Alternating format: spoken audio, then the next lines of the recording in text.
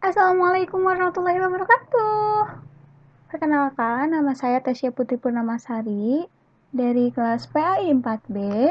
Di sini saya selaku moderator yang akan menemani Anda semua.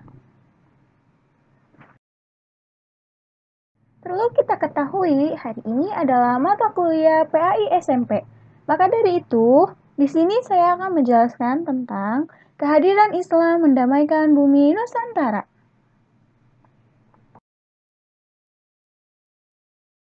Baik, sebelum ke pembahasan secara mendalam, maka di sini saya akan menjelaskan tentang definisi Islam Nusantara. Jadi, Islam Nusantara adalah ajaran agama yang terdapat dalam Al-Quran dan Hadis yang dipraktekkan oleh Nabi Muhammad, yang diikuti oleh penduduk asli Nusantara atau Indonesia, atau orang yang bertempat tinggal di dalamnya. Selanjutnya, teori masuknya Islam ke Nusantara. Dapat diperkirakan bahwa Islam sudah masuk ke Nusantara sejak awal abad Hijriyah. Meskipun sifatnya masih dianut oleh bangsa asing dan belum ada pengakuan dari pribumi yang beragama Islam. Jelaslah sejarah bagaimana Islam datang ke Indonesia, akan tetapi yang menjadi pertanyaan di atas ialah kepastian asal kedatangan.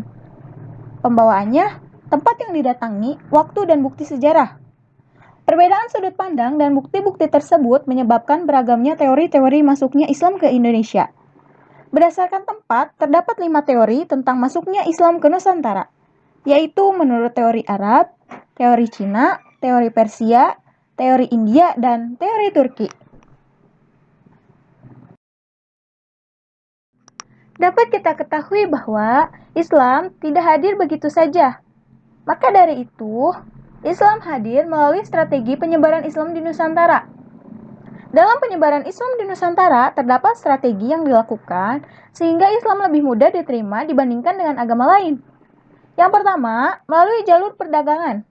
Yang kedua, melalui jalur dakwah bil al-hal yang dilakukan oleh para mubalik yang merangkap menjadi pedagang. Proses ini juga disebut hubungan sosial. Yang ketiga, melalui jalur perkawinan, yaitu perkawinan antara pedagang muslim, mubalik dengan anak bangsawan Nusantara. Yang keempat, melalui jalur pendidikan. Dan yang kelima, melalui jalur kultural.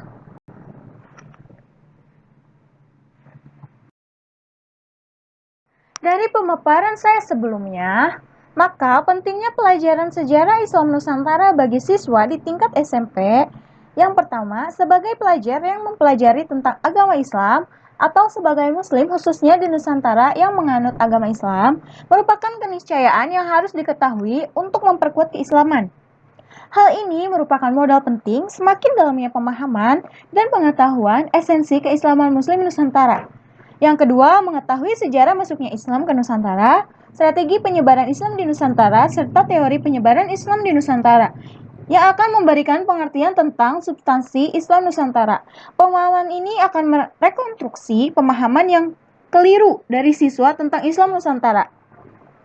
Yang ketiga, siswa juga diharapkan mengambil pelajaran penting dari membaca sejarah Islam Nusantara, seperti sikap para tokoh penyebaran agama Islam ketika berusaha menyebarkan agama Islam, strategi yang digunakan sehingga Islam bisa diterima dengan baik di Nusantara tanpa adanya kekerasan, dan metode yang digunakan oleh para dai, dan lain sebagainya. Selanjutnya, materi Islam Nusantara dalam mata pelajaran PAI di SMP. Pada materi utama bab 5 dijelaskan alur perjalanan dakwah di Nusantara. Pada poin ini menjelaskan teori masuknya Islam ke Nusantara. Tercatat hanya 4 teori masuknya Islam ke Nusantara, yaitu teori Mekah, teori Gujarat, teori Persia, dan teori Cina. Padahal teori masuknya Islam ke Nusantara tidak hanya 4. Tercatat 5 teori masuknya Islam ke Nusantara, yaitu teori Turki. Tidak hanya itu, pengistilahan teori Arab sebagai teori Mekah dalam hemat penulis sebagai pengerucutan istilah dan menafikan peran Arab yang lain. Kemudian, pada bab ini dijelaskan strategi penyebaran Islam di Nusantara, yaitu melalui jalur perdagangan, perkawinan, pendidikan, hubungan sosial, dan kesenian. Selanjutnya, bab ini menjelaskan kerajaan-kerajaan Islam di Nusantara, yaitu Kerajaan Samudra Pasai, Kerajaan Aceh, Kerajaan Demak, Kerajaan Pajang, Kerajaan Mataram Islam, Kerajaan Banjar, Kerajaan Gowotalo, Kerajaan Ternate, dan Kerajaan Tidore.